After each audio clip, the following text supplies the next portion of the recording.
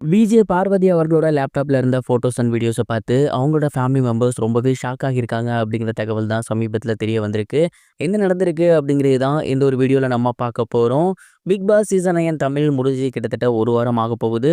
ஆனா, இப்ப வரைக்குமே கண்டஸ்டன்ட்ஸ் எல்லாரும் என்ன பண்றாங்க?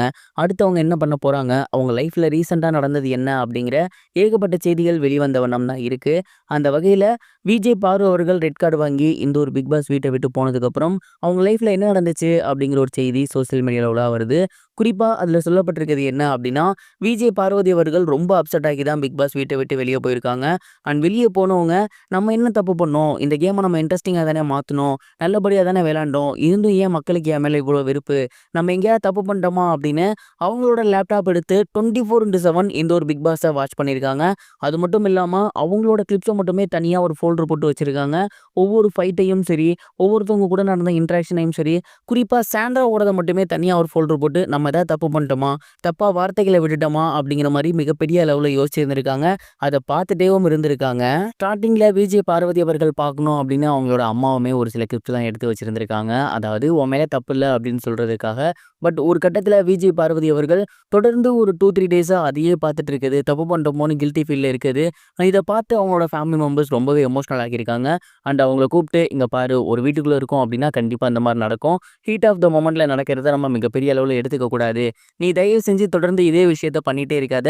அது உன்ன ரொம்ப பாதிச்சிரும்." அப்படிங்கிற மாரி சொல்லியிருந்திருக்காங்க. அண்ட் அதுக்கப்புறம் அவங்க கொஞ்சம் கொஞ்சமா இந்த ஒரு விஷயத்துலேருந்து வெளிய வந்தாங்களாமா. ஆனா, வீட்ட விட்டு போனதிலிருந்தே தொடர்ந்து அவங்க இந்த ஒரு வீடியோஸ மட்டும் தான் ஃபோல்டர் போட்டு பார்த்திருந்திருக்காங்க. அந்த ஒரு செய்தி தான் இப்ப சோசியல் மீடியால வெளியாகி ரொம்பவே வைரலா போய்க்கிட்டு இருக்கு. விஜே பார்வதி அவர்கள் இந்த ஒரு விஷயத்த மிகப்பெரிய அளவுல சீரியஸா எடுத்துக்கிட்டாங்க.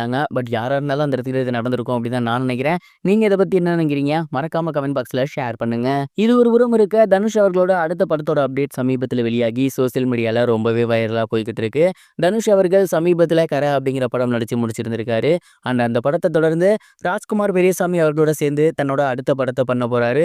அண்ட் இந்த ஒரு படம் மிகப்பெரிய ஒரு ஸ்கேல் பட்ஜெட் படம் அப்படின்னும், கண்டிப்பா இந்த படமும் அமரன் படம் போலவே மிகப்பெரிய வெற்றி பெறும் அப்படின்னு எதிர்பார்க்கப்படுது. ஏற்கனவே இந்த படத்தோட பூஜை போட்டிருந்தாங்க. அத தொடர்ந்து மீண்டும் ஒரு பூஜை நடைபெற்று இருக்கு. அண்ட் இமிடியேட்டா ஷூட்டிங்கும் ஸ்டார்ட் பண்ண போறாங்களாமா.